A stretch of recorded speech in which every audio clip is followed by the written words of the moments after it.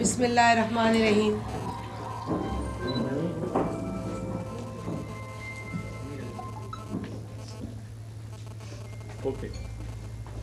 आप सब साथियों का, सहाफ़ी हज़रात का बहुत शुक्रिया। आज के प्रो आप तशरीफ़ लाए जमालाबाद। हम ये प्रेस कॉन्फ्रेंस कल भी कर सकते थे, लेकिन क्योंकि हमारा एक कारकुन मुखालफिन ने शहीद किया, लिहाजा उसकी नमाज जनाजा कल पढ़ी गई है 3:30 बजे। उसकी तदफीन थी अब्दुल मालिक मरी शहीद की। तो हमने मुनासिब नहीं समझा कि कल हम मीडिया से बात करें। आज हम मीडिया के सामने बैठे हैं और 8 तारीख को इलेक्शन हुआ। नताइज आप लोगों के सामने हैं। पाकिस्तान पीपल्स पार्टी के 2 उम्मीदवार यहाँ मौजूद हैं जो जीते। NA 209 और PS 41 पाकिस्तान पीपल्स पार्टी ने जीती है। PS 42 भी पाकिस्तान पीपल्स पार्टी ने जीती है। और आप लोगों के सामने आज हम अपनी फतह के बाद मौजूद हैं, लेकिन इस तकलीफ़ के साथ भी हम बैठे हैं कि हमें अपने एक भाई की लाश उठानी पड़ी और हमारा दूसरा भाई गुलाम कादिर मरी इस वक्त हैदराबाद में हॉस्पिटलाइज्ड है। उसकी टांग में गोली लगी है, उसकी सर्जरी हुई है और शायद उसकी टांग काम ना करे पूरी ज़िंदगी। हमें आपको ये तमाम चीज़ें बताते हुए बहुत तकलीफ़ हो रही है। ये बात ठीक है कि हम जमहूरियत की लड़ाई लड़ रहे हैं एक अरसे से, ये बात ठीक है कि हम लाशें उठाते हैं, लेकिन इलेक्शन वोट्स के लिए होता है, लोगों की लाशें गिराने के लिए नहीं होता। मैंने इलेक्शन से पहले बेरानी में एक प्रेस कॉन्फ्रेंस की थी और वहाँ पर भी आप सहाफ़ी हजरात मौजूद थे। आप लोगों की मौजूदगी में मैंने ये बरमला कहा था कि अगर 8 तारीख को हमारे किसी वोटर, हमारे किसी साथी, हमारे किसी कारकुन को कोई भी नुकसान पहुंचा तो इसका ज़िम्मेदार मैं GDA को, अपने मुखालफिन को ठहराऊंगी। मैंने पहले ही ये वार्निंग दी थी, क्योंकि मुझे जो मेरा मुखालिफ था उसकी जो ट्रैक हिस्ट्री है वो कुछ इसी तरह की है। वो इसी तरह इलेक्शन लड़ने में यकीन रखते हैं। आपने देखा है कि पीपल्स पार्टी से भी उन्होंने इलेक्शन लड़ा, लेकिन कुछ अरसे से वो पीपल्स पार्टी से दूर थे, क्योंकि वो अमन पसंद और जमहूरियत पसंद शख्स नहीं है। और यही हुआ। हमारे जो मुखालिफ हैं उन्होंने इंतशार, उन्होंने वायलेंस, उन्होंने बदमाशी के तरीके इख्तियार किए। आज मैं आपके सामने हूँ। सबसे पहले मैं 8 तारीख को जो हुए हैं वाक़यात मुख्तलिफ़ इलाक़ों में, उसकी शदीद मज़म्मत करती हूँ। हमने 8 तारीख को इलेक्शन कमीशन ऑफ पाकिस्तान को बेशुमार खतूत भेजे हैं और वो खतूत हमारे पास मौजूद हैं। मैं जहाँ जहाँ अपने मीडिया के भाइयों से मिली हूँ, मैंने उनसे कहा कि ये ज़्यादती हो रही है, पोलिंग स्लो कराई जा रही है, ख़वातीन पोलिंग स्टेशंस पर मर्दों को भेजा जा रहा है, औरतों को रोका जा रहा है पोलिंग से, उनको डराया जा रहा है। हमारे कई पोलिंग स्टेशंस पर एजेंट्स को बाहर फेंका गया। हमारे चंद पोलिंग स्टेशंस पर पोलिंग शुरू नहीं हुई, 4 घंटे गुजर गए, पोलिंग शुरू नहीं हुई। मैं खुद DRO ऑफिस पहुंची हूं उस दिन, वहां भी मेरी कुछ सहाफ़ी हजरात से बात हुई है। मैं चक नंबर 10 पे गई हूं, वहां पर भी लिस्टों का मसला हुआ है। वहां पर चक 33, 32 और 36 बल्कि वहां पर गंद हुआ है, गोलियां चलाई गई हैं। यहाँ खिपरों में गंद हुआ है, उधम मचाया गया है।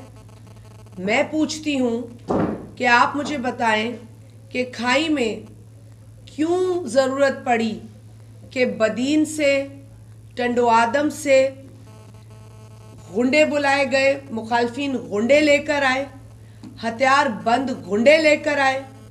वो खून रेजी कराने की नीयत से आए थे, वो हंगामा कराने की नीयत से आए थे। और मैं इस वक्त उस एसएचओ को भी ये जिम्मेदार समझती हूँ जो खाई में पोस्टेड था और अभी भी है, जिसका नाम है रियाज महेसर। वो एसएचओ जो कि वक्त पे नहीं पहुंचा, फायरिंग के नतीजे में हमारा भाई अब्दुल मालिक मरी शहीद हुआ, गुलाम कादिर मरी ज़ख्मी हुआ। वो एसएचओ वक्त पे पहुंचा नहीं और उसने वक्त पे भी कार्रवाई नहीं की और अभी तक उसने कार्रवाई नहीं की है। तो रियाज महेसर वो एसएचओ है जिसको मैं इस पूरी कार्रवाई में मुलविस समझती हूँ। और मैं इस वक्त, क्योंकि हमारी हुकूमत अभी कायम नहीं हुई है, जो कि इंशाल्लाह जल्द कायम होगी, लेकिन मैं केयर टेकर गवर्नमेंट को भी इस एसएचओ का नाम दे रही हूँ। और आप मेहरबानी कीजिए, आप मीडिया है, आवाज़ है हमारी, आप ये आवाज़ आगे लेके जाइए। और साथ ही साथ इस पूरी कार्रवाई, इस पूरे इंतशार, इस पूरी बदमाशी के पीछे हमारे मुखालफीन, सबसे पहले मोहम्मद खान जुनेजो, वो सरपरस्ती करता रहा इस पूरे एक्शन की। उसके बाद शाहजहां जुनेजो, वो सरपरस्ती करता रहा इस खून रेजी की। और अली रज़ा जुनेजो, ये इलेक्शन लड़ने आए थे तो इंसान की तरह इलेक्शन लड़ते, ये यहाँ आए थे जाने लेने। तो मोहम्मद खान जुनेजो हमारा मुजरिम है, हमारा मुजरिम शाहजहां जुनेजो है, जिस पर पहले भी एफआईआर कटी है सांगड़ में जो वाकया हुआ उसके वजह से। और उसने फेसबुक पे ये कहा कि मुझे एफआईआर क्या करेगी। आप लोग वो फेसबुक के निकालें और दिखाएं आप सबको कि ये बदमाशी उसने की है। और है अली रज़ा जुनेजो। देखिए, हम इलेक्शन पुरअमन तरीके से लड़ना चाह रहे थे और आज भी हम अमन का पैगाम दे रहे हैं। बिलावल भुट्टो साहब ने हमेशा कहा है कि हमें इंतकाम जमहूरी तरीके से लेना है। हमारी तरफ से कोई ऐसी ज़्यादती किसी के साथ नहीं हुई है। हमारे जिस भाई को शहीद किया है उसने अपनी दिफा में एक लाठी उठाई थी, लेकिन उसको नतीजे में गोली मिली। हम उसे कराची ले गए, वो पहुंचकर वहाँ उसने दम तोड़ा, हम उसे नहीं बचा सके। आज मैं उसकी माँ से मिलकर आई हूँ, उसके बाप से मिलकर आई हूँ, उसकी जवान बेवा से मिलकर आई हूँ, उसकी बहनों से मिलकर आई हूँ। और ये खून इन 3 आदमियों के हाथों पर है और उस एसएचओ के हाथ पर है। रियाज महेसर एसएचओ के हाथ पर ये खून है, मोहम्मद खान जुनेजो के हाथ पर ये खून है, शाहजहां जुनेजो के हाथ पर ये खून है, अली रज़ा जुनेजो के हाथ पर ये खून है। और यहाँ जो राजड़ बैठे हैं, जो जिनकी गोलियां चली हैं, जो जुनेजोस के साथ मुलव्वस थे, शहबाज राजड़, मुख्तियार राजड़ और हाशिम राजड़, ये मुलव्वस हैं। इन मुजरिमों को पनाह देने वाले हैं शरीफ पवर और सत्तार वागो और दीगर नामालूम अफराद जिन पर के एफआईआर रजिस्टर्ड है। देखें, हार जीत इलेक्शन में होती है, लेकिन इस पूरे प्रोसेस में इंसान इतना अंधा हो जाए कि वो धनाधन फायरिंग करे और लोगों को मारे और किसी की चादर चार दीवारी की परवाह ना करे, ख़वातीन पोलिंग स्टेशंस पर धावा बोले। इलेक्शन कमीशन ऑफ पाकिस्तान को मैं अपील करती हूँ कि आप इस बदमाशी का नोटिस लें। देखिए, हम जीत गए, हमें आवाम ने कामयाब किया। हम अभी भी 20 से 25 हज़ार की और हमें वोट पड़ने थे। ये पोलिंगें स्लो कराई गई, पोलिंग को वोट प्रोसेस को रोका गया। हमारा अभी भी 25,000 वोट और था जो हमें पड़ रहा था, लेकिन इन बुज़दिलों ने, ये बुज़दिल है मेरी नज़र में, जो बंदूक से समझते हैं कि आवाम से वोट ले लेंगे, वो बुज़दिल हैं, भाड़िए हैं। आज अली हसन हिंगोरजो फातेह हैं PS 41 पर, आज शाजिया मरी NA 209 पर फातेह है। हमारा तीर जीता है, लेकिन फिर भी हम तकलीफ में हैं, क्योंकि ये तमाशे के बाद तमाशे के बाद भी अवाम ने अपना नतीजा सुनाया है, अपना फैसला दिया है। काश ये सब कुछ ना होता, काश SHO वक्त पे आ जाता, काश ये रियाज महेसर अपनी ड्यूटी देता, काश पुलिस अपना काम करती, तो हमें ये वोट और ये कामयाबी जो है वो हमें आज हम डबल खुशी मना रहे होते हैं। लेकिन अपने अपने भाई की लाश देखी है, लाशों पे तो हमने जमहूरियत की पूरी जंग लड़ी है, लेकिन ये कब तक होगा, ये कब तक होगा? तो इलेक्शन कमीशन ऑफ पाकिस्तान को इसका नोटिस लेना चाहिए, इस बदमाशी का नोटिस लेना चाहिए, इस गुंडागर्दी का नोटिस लेना चाहिए। जो सांगड़ में इन्होंने लोगों के साथ किया है उसका भी इन्हें नोटिस लेना चाहिए। देखिए, इलेक्शन एक दिन का होता है और अली हसन इंगोरजो ने बिल्कुल ठीक कहा था, जिसका बतंगड़ बनाया गया, उसने कहा था कि 8 के बाद 9 आएगी, तो 8 को इंसान बन के रहना, उसका ये मतलब था। खून रेजी मत करना, धन धनाते मत फिरना, वोट से लड़ना, हमारे साथ वोट से लड़ना। मोहम्मद खान जुनेजो को क्या लग रहा था कि यहां वो ठप्पे लगाता रहेगा और लोग चुप करके देखते रहेंगे, उसको ठप्पे लगाने देंगे, उसका रास्ता कोई नहीं रोकेगा। उसको यही लग रहा था। इसीलिए 8 फरवरी को जिस मीडिया के साथी ने, भाई ने उससे पूछा, उसने कहा इलेक्शन सही है, कुछ नहीं हो रहा। क्यों? क्योंकि वो ठप्पे लगाने के चक्करों में था। वो पोलिंगों पे कब्जा उसने किया है, उसने कई पोलिंगों पर कब्जा किया है और 4 घंटे तक ठप्पे लगाए मोहम्मद खान जुनेजो ने। 4 घंटे तक मोहम्मद खान जुनेजो हमारा मुजरिम है, वो उसके हाथों पे हमारे भाई का खून है। मैं अभी भी अपने भाइयों को कहती हूं, सब्र से काम लें, सब्र से काम लें। हमें कोई इंतकाम नहीं लेना। हम शहीद मोहतरमा के सिपाही हैं। उस शहीद ने अपने कातिलों को, अपने भाइयों के कातिलों को, अपने वालिद के कातिलों को बख्शा। हम इस पे यकीन रखते हैं, लेकिन हम कानूनी चारागोई करेंगे। इसीलिए हम कह रहे हैं इलेक्शन कमीशन ऑफ पाकिस्तान को कि ये इलेक्शन था, इसमें जो खून रेजी हुई है, खुदारा इसका नोटिस लें। चेयरमैन बिलावल भुट्टो जरदारी पुरअमन सियासत में यकीन रखते हैं, वो तकसीम और इंतशार को रद्द करते हैं। हम भी इसी फ़लसफ़े पे यकीन रखते हैं। ये हमारा नैरेटिव है, ये हमारा फ़लसफ़ा है। लेकिन हर चीज़ की एक हद होती है, हर चीज़ की एक हद होती है। काजी शम्सुद्दीन राजड़ और मोहम्मद खान जुनेजो, इनको इलेक्शन लड़ने का इतना, जीतने का इतना भूत सवार था कि इन्होंने इंसानियत को बिल्कुल ख़त्म कर दिया, बिल्कुल ख़त्म कर दिया। I am actually shocked, I am actually shocked at the way they have behaved. ये सियासत पुरानी है, इसको हम दफन करना चाहते हैं। हम अभी भी अमन की बात कर रहे हैं। हम अभी भी कह रहे हैं कि बख्श दो लोगों को, बख्श दो लोगों को। आप लाशों पे वोट नहीं ले सकते। देख लिया आपने, अल्हम्दुलिल्लाह लीड से जीते हम। अभी भी छोड़ते अवाम को, हिरासा नहीं करते तो 25,000 और वोट लेकर दिखाते हम तुम्हें। तो हम मजम्मत करते हैं इस पूरे अमल की। हम इंसाफ चाहते हैं। हम जो एडमिनिस्ट्रेशन है उससे अपील करते हैं। हम इलेक्शन कमीशन ऑफ पाकिस्तान से अपील करते हैं कि ये, अगर हम अपने वोटों की निगरानी ना कर रहे होते और अगर हम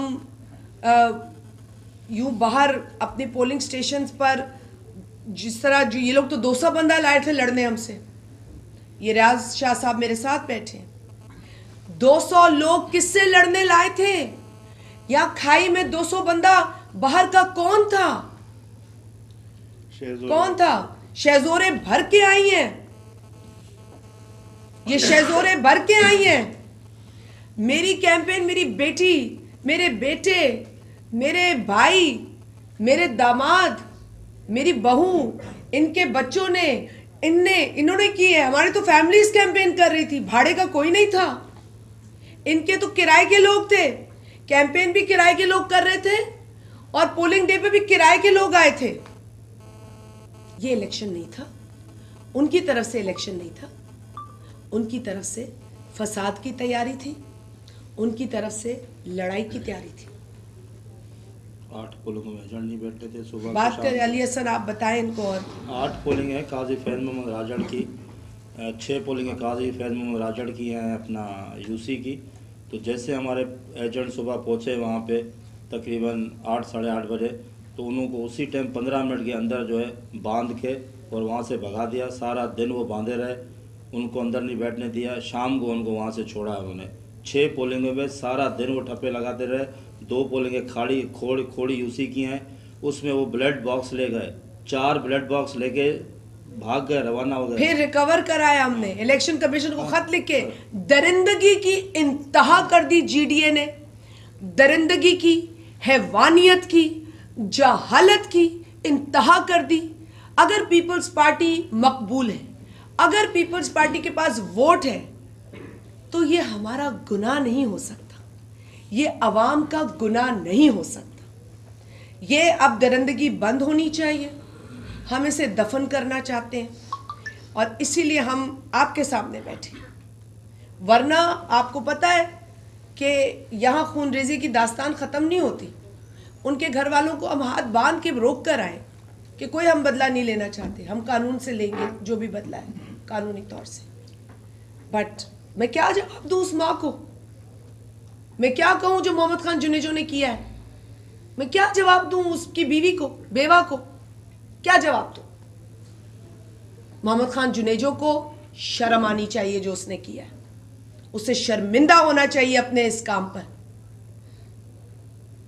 टंडो आदम में वो रहता है और खाई में आके उसने खून बहाया है, उसे शर्म आनी चाहिए। वो तो इस तरह में रहता भी नहीं है, उसे शर्म आनी चाहिए उसने जो किया है। वो समझता है कि हम भूल जाएंगे, हम नहीं भूलेंगे। उसके हाथों पर खून है, उसके हाथों पर अब्दुल मालिक मरी का खून है, उसे शर्म आनी चाहिए। अगर तहां ॻाल्हायो बस छा जेतिरो ॻाल्हाइजे हिन बेशर्मी ते घटि हूंदो। हा, हर पोलिंग ते असां माण्हू वठी उन्हनि जी पोलिंग ते 200 माण्हू विहारे सघियासीं पियो। असांजा बि मुरीद आहिनि, असांजा बि वोटर आहिनि, सपोर्टर आहिनि, असां विहारे सघियासीं हिते। असां में अलाह साईं उहा अखि ॾिनी आहे जो कंहिंजे घरनि ते माण्हू वठी कोन वेंदासीं। असां जूं जेके पोलिंग हुयूं खाई शहर सिटी वारी ऐं जेका हींअर ई वसंतबरी ते जिते माण्हू मारियो अथनि, उहे पोलिंग स्टेशन ते हुननि जो वोट ई न आहे। खाई में मैक्स 200 वोट पीर साहब जे मुरीदनि जो तो वो करे वञनि हा पंहिंजो वोट, करे वञनि करे वञनि हा भाई। नहीं तो 18 में से 3 यूसी उन्होंने जीते, 15 हमने जीते। मैं आपको मेरी बात है।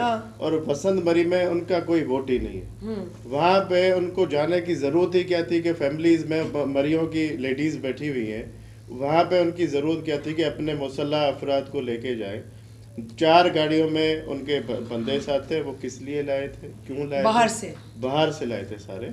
और मैं SHO को बार बार कहता रहा हूँ खाई में भी कि भाई यहाँ पे तुम खड़े हो जाओ, यहाँ पे ये लोग बैठे हुए हैं, कोई 300 लोग बैठे हुए थे उस वक्त, कि यहाँ पे इनको आप इनको कंट्रोल करो या इनको जो है उनको निकालो यहाँ से। यहाँ पे बैठे हुए झगड़ा होगा, क्रिमिनल नेग्लिजेंस है, इसके लिए बैठे on part of Riaz Mahesar SHO जो, मगर उसने सुनी नहीं, वो मोबाइल लेके चला गया। मैडम इस वक्त इलेक्शन हो गए हैं और इस वक्त पीपल्स पार्टी भी और नून लीग आ रही है, तो आप पूरे इलेक्शन को किस तरह देखते हैं नेशनल लेवल पे? देखिए भाई, पहले तो हमें ये बात करनी थी, तो इसको कंक्लूड कर लिया हमने। पूरी जो मुल्की सूरत हाल मैं अब उस पे आ रही हूँ, वो सारे को तफसीली। देखिए बात ये है कि ये वाकया तो बड़ा अफसोसनाक हुआ है हमारे यहाँ। और वो जो है, जो उल्टा चोर कोतवाल को कह रहा था, कल मैंने देखा वो चोर बैठ के हमारे भाइयों के नाम ले रहे थे। किस भाई के नाम ले रहे थे? ये तारिक मरी, इसके गांव का बंदा, रियाज शाह उनका मुर्शिद, और अली हसन जीता है।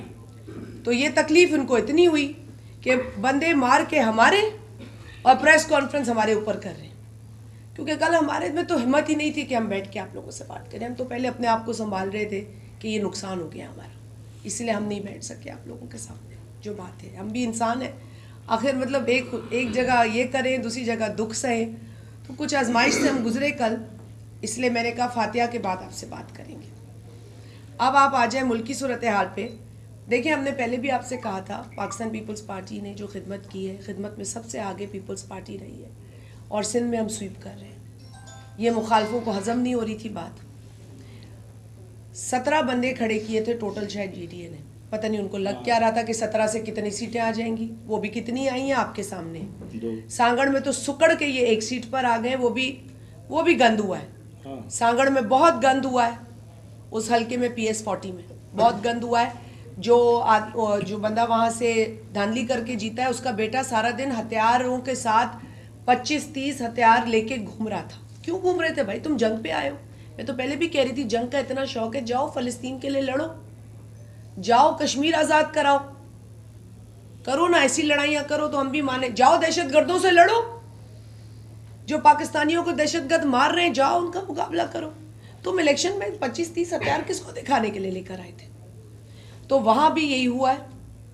सुकड़ के ये एक सूबाई पे आए, और शायद खैरपुर में जीते पूरे सिंध में। वो सदरुद्दीन शाह साहब जो यहाँ आकर, और बहुत अफसोस के साथ, अवाम किसी की एहतराम से ही उनके लिए हम बात करेंगे, बदतमीजी हम उन लोगों की तरह नहीं है, हम एहतराम से बात करते हैं, लेकिन उन्होंने बहुत नामुनासिब स्टेटमेंट दिया। उन्होंने इधर आके कहा कि 1 लठ होगी तो 4 हम लठ मारेंगे। मतलब आप सोचिए कि आप किस ख़ानदान से हैं। आप ये भी मुर्शिद हैं, वो भी मुर्शिद हैं। एक मुर्शिद अगर ऐसी बात कर रहा है तो यानी कि वो उकसा रहा है लोगों को। वो ये सबक पढ़ा के गया कि मारना, क्या नतीजा हुआ ये जो आपके सामने। हम डर रहे थे इस चीज़ से। मैं आप लोगों को बुलाया मेरानी इसलिए था, बखुदा मुझे इन चीज़ों से डर लग रहा था, क्यों हम बच्चों वाले हैं। हम ना उनके बच्चों का खून देखना चाहते हैं, ना हम चाहते हैं हमारे किसी भाई या बच्चे को कुछ। हमें ये दरिंदगी पसंद नहीं है, हम रद्द करते हैं इस दरिंदगी को, इस हैवानियत को। तो अब इनका तो आपने अंजाम देख लिया। पाकिस्तान पीपल्स पार्टी ने सिंध में स्वीप किया है, कराची में माशाल्लाह बहुत अच्छा हमने रिजल्ट देखा है। पाकिस्तान में अगर कोई जमात हर जगह नज़र आ रही है फातेह, तो वो है पाकिस्तान पीपल्स पार्टी। अब ये बातें हो रही है हुकूमत बनाने की, शायद नवाज़ लीग ने तो अपने आप को पहले ही कह दिया है, डिक्लेयर कर दिया है, और उन्होंने तकरीरें तैयार कर ली हैं। लेकिन देखें इस वक्त रिज़ल्ट हम और भी कुछ नताइज आ रहे हैं जिनका हम इंतज़ार कर रहे हैं, कंपाइल हो रहे हैं नताइज। तो ये बहुत अर्ली है कि हम कोई हतमी बात करें। और अभी जो इंडिपेंडेंट्स आए हैं उनका भी फ़ैसला सामने कोई नहीं आया। पाकिस्तान पीपल्स पार्टी की कोई भी ऑफिशियल मीटिंग किसी भी जमात के साथ नहीं हुई है। हम पहले सेंट्रल एग्जीक्यूटिव कमेटी का इजलास बुला रहे हैं इसी हफ्ते, और हमारी सेंट्रल एग्जीक्यूटिव कमेटी में इजलास में जो अरकान हैं उनसे मुशावरत होगी, तमाम लोगों की राय ली जाएगी, उस राय के नतीजे में फ़ैसला किया जाएगा कि हम आगे का क्या लाए अमल बना रहे हैं। लेकिन आज भी बिलावल साहब ने कहा है कि जो हम देख रहे हैं उस हिसाब से यकीनन मिल बैठ कर ही हुकूमत बनेगी। लेकिन अब किसके साथ बात करेंगे, ऑफिशियल टॉक्स कब शुरू होंगी, इसका फ़ैसला सेंट्रल एग्जीक्यूटिव कमेटी करेगी। अच्छा मैडम, अगर नवाज शरीफ ने जो ऑफ़र दी है, नवाज शरीफ की बात हुई है आसिफ साहब से, अब क्या समझते हैं कि आप नून लीग के साथ अगर बात हुई तो बैठेंगे? सेंट्रल एग्जीक्यूटिव कमेटी की मीटिंग का इंतज़ार करेंगे। हमारी आला क़यादत उस कमेटी में होगी, तमाम जो सूबे हैं उनके वहाँ नुमाइंदे होंगे। जो जो हमारे साथी मुख्तलिफ सूबों से राय रखेंगे वो सुनने के बाद ही हमारी लीडरशिप कोई फ़ैसला कर सकेगी। हम जमहूरी तरीके से काम करते हैं, हम ड्राइंग रूम में बैठ के फैसले तव्हां छा था सम्झो त हिन महिल जेको बि मुल्की सूरत हाल बीठी आहे ऐं जेके बि सीटूं आयूं आहिनि जंहिं नमूने तव्हां ॾिसो पिया त तव्हां कीअं पिया ॾिसो त केरु पियो हुकूमत आउं त हिन वक़्तु कुझु कोन थी चई सघां। पाकिस्तान पीपल्स पार्टी हिकिड़ी सुठी पोजीशन में आहे, पाकिस्तान पीपल्स पार्टी कंफर्टेबल पोजीशन में आहे, पर तंहिं हूंदे बि ज़रदारी साहब की ये सोच है सबको साथ लेकर चलो। अब ज़रदारी साहब और जो हमारे सेंट्रल एग्जीक्यूटिव कमेटी के तमाम लोग हैं मिलकर वो किसके साथ चलने की बात करते हैं, वो तो मैं इस वक्त कबल अज वक्त है, प्री मैच्योर है। मैं इस वक्त कुछ नहीं कह सकती। इलेक्शन बाद जो भी जगह तहरीके उनमें इलेक्शन कमीशन जो किरदार के ताक़ीद है अदा इलेक्शन कमीशन का जो भाई रोल है, मैं समझती हूँ इलेक्शन कमीशन को ज़्यादा एक्टिव रोल अदा करना चाहिए था। सबसे बड़ा जो मसला हमें हुआ है वो मोबाइल की सर्विस डाउन होने से भी हुआ है और इसका हमें नुकसान भी हुआ है। हमने तो तकलीफ़ देखी है, लेकिन मैं फिर भी कहूँगी कि अब नताइज आ रहे हैं। उम्मीद करते हैं कि जो भी हतमी नताइज अब आ रहे हैं उसके बाद जल्द कोई हुकूमत के क़याम की तरफ हम जाएं। लेकिन मैं ये कहूँगी कि इलेक्शन कमीशन ऑफ पाकिस्तान को हमने भी रुजू किया इलेक्शन डे के ऊपर। मैंने हाथ से लिख कर भी DRO ऑफिस में एप्लीकेशंस दी, कोशिश पूरी की है। हम क्योंकि आइनी इदारा है, हम ज़्यादा इस पर, क्योंकि हम अपनी लड़ाई को इस नहज पर कभी भी नहीं लेके गए जहां पार्लियामेंट को नुकसान हुआ हो। हमने पहले भी, आपको पता है कि RTS के भी नताइज बड़े हैवी हार्ट के साथ कबूल किए। हमने उससे पहले RO इलेक्शन के भी नताइज बड़े हैवी दिल के साथ कबूल किए। हम चाहते हैं कि जल्द अज जल्द अवामी हुकूमत बने, पार्लियामेंट एक बार फिर आए ताकि अवाम की हुक्मरानी हो, अवाम के मसाइल आगे आए। हम अपनी बात नहीं करते, हम अवाम की मसाइल की बात करते हैं। जो जितने भी जीते हैं 100 से 100 के करीब जो हैं, तो क्या तहरीक इंसाफ के बहुत सारे हिमायत याफ्ता लोग जो है वो जीत कर आए, तो क्या उनसे भी आगे कोई? मैंने पहले भी कहा, इसी को कंटिन्यू कीजिएगा। इस वक्त सबसे ज़्यादा जो आज़ाद कैंडिडेट हैं वो जीते हैं, इसका मतलब ये हुआ कि ज़्यादा PTI के थे, तो क्या समझते हैं कि वो? देखिए, मैं अपने आप को दोहराऊंगी, बार बार ये बात दोहराऊंगी कि इस वक्त बहुत प्री मैच्योर है ये स्टेज। इस वक्त कोई भी हतमी बात करना नामुनासिब है।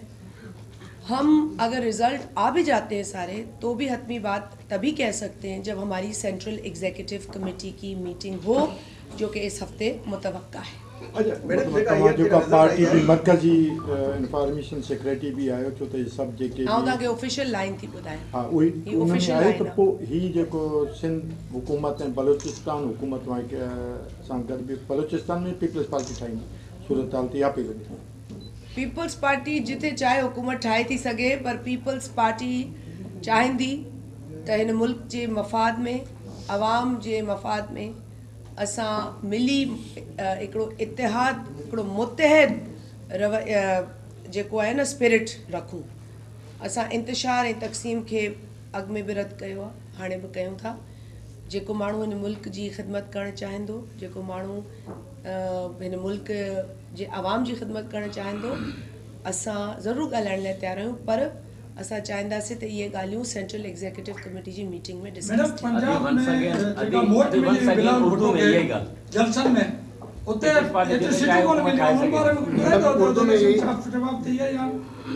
देखिए, पंजाब में अब देखें, हमने तो पहले ही कहा था कि वोट को इज़्ज़त देने वाले नोट को जब इज़्ज़त देने लगे तो फिर उसका अंजाम मिल गया उनको। लेकिन जहाँ तक सवाल पैदा होता है पीपल्स पार्टी का, अल्हम्दुलिल्लाह हमने बहुत अच्छा रिज़ल्ट पीपल्स पार्टी का आया है। लेकिन उसके बावजूद पीपल्स पार्टी तमाम जो सियासी हक़ाइक़ हैं, सियासी रियलिटीज़ हैं, उनको मद्देनज़र रखती है। आसिफ अली ज़रदारी साहब जो हैं वो पहले भी सबको साथ लेकर चलने की बात करते हैं, और पीपल्स पार्टी के चेयरमैन बिलावल भुट्टो ज़रदारी साहब नफ़रत को रद्द करने की, तकसीम को रद्द करने की और इत्तेहाद की, मुतहद होकर चलने की बात करते हैं। तो कोई अच्छा तरीका, कोई बेहतर मुस्बित इसका हल निकलेगा, लेकिन उसके लिए हमें सेंट्रल एग्जीक्यूटिव कमेटी की मीटिंग का इंतज़ार करना होगा। उसमें जो मुशावरती अमल होगा उसके नतीजे में आने वाले हतमी ऐलानात जो होंगे वो आपके साथ शेयर किए जाएंगे। और कुछ रोज़ बाद मैं NA 209 का हलफ उठाने कौमी असम्बली जाऊंगी। मेरा भाई अली हसन हिंगोर जो PS 41 का हलफ उठाने इंशाल्लाह सिंध असम्बली जाएगा। हम आपको ये पक्का बता सकते हैं। मैडम को बिलोंग करती हूँ, मैं एक नज़रियाती पार्टी को बिलोंग करती हूँ। तो मैं जो हूँ ना वो जो बने हुए हैं ना ये ग्रुप्स, जैसे एक GD अलायंस है, अब उस पार्टी में से किसका मंशूर है किसका नहीं है किसी को पता नहीं, मगर अल्हम्दुलिल्लाह मैं एक मंशूर वाली पार्टी में हूँ। तो हमारा मंशूर है, हम अपने मंशूर को इम्प्लीमेंट करेंगे। हम अपने मंशूर के जो 10 नुकाती अवामी मुआशी मुआहदा है उसको इम्प्लीमेंट मैडम जी, करेंगे। आपने सीधा सीधा मैडम जवाब। जी, आपने मैडम जी, उसमें हेल्थ सर्विसेज जी हमारे मंशूर के अंदर यही है। मैडम जी, आप मंशूर पढ़ें। अल्हम्दुलिल्लाह आप जिस जमात के मेंबर से बात कर रहे हैं उनके पास एक मंशूर है। हमारे मंशूर के जो नुकात हैं उसमें मुफ्त और मयारी हेल्थ सर्विसेज की बात है। मैंने अपनी इलेक्शन कैंपेन में भी ऐलान किया है कि इंशाल्लाह ताला हम NICVD का क़याम सांगड़ हेडक्वार्टर में करेंगे। हम सिविल हॉस्पिटल को अपग्रेड करेंगे, इलाज को मयारी करेंगे।